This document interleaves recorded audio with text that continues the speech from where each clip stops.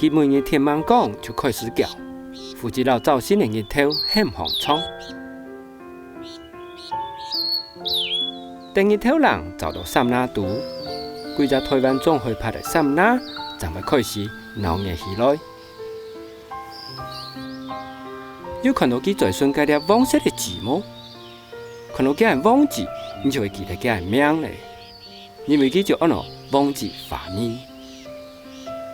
北京话还有另外一只，他这个很难熟悉的名，按照手鸟。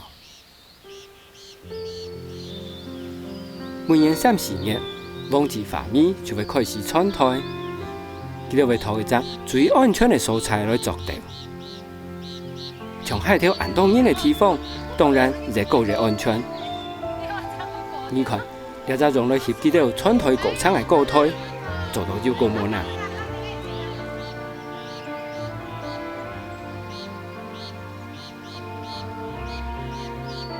老大部分的雕强人，王字发咪的穿台工作，系两公婆强下完成的。虽然记到是从老古时候时的插实线雕。不过，这道翻出去，佢到就会完全用葱老旧马砂来到高韧绒、高乱拍切的食物来为调子，安因调子就会太合格。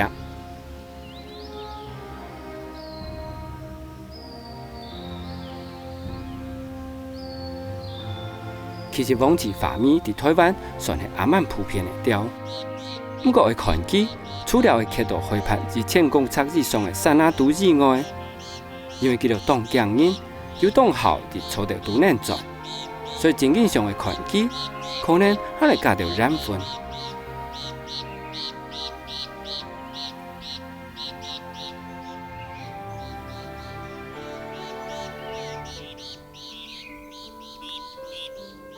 王字发咪的调子，它有当匠，铺出来差不多10年就会开始出地。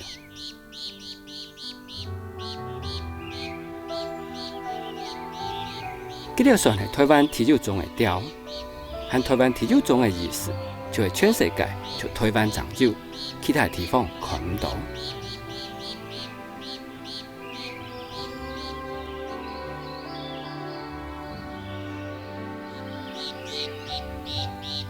和底下从王字发咪安样的提酒中调，在台湾有27种。其中有当多种伫8公元前就被来台湾的外国人发现，然后发表嘞。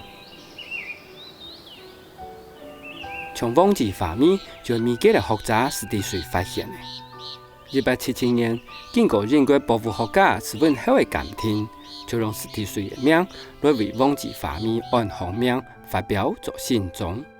和另一种就是当时的钓鱼画家。单根据一只标本，就画出来第一种王字发咪的像，和王字发咪的方面就会按用来的。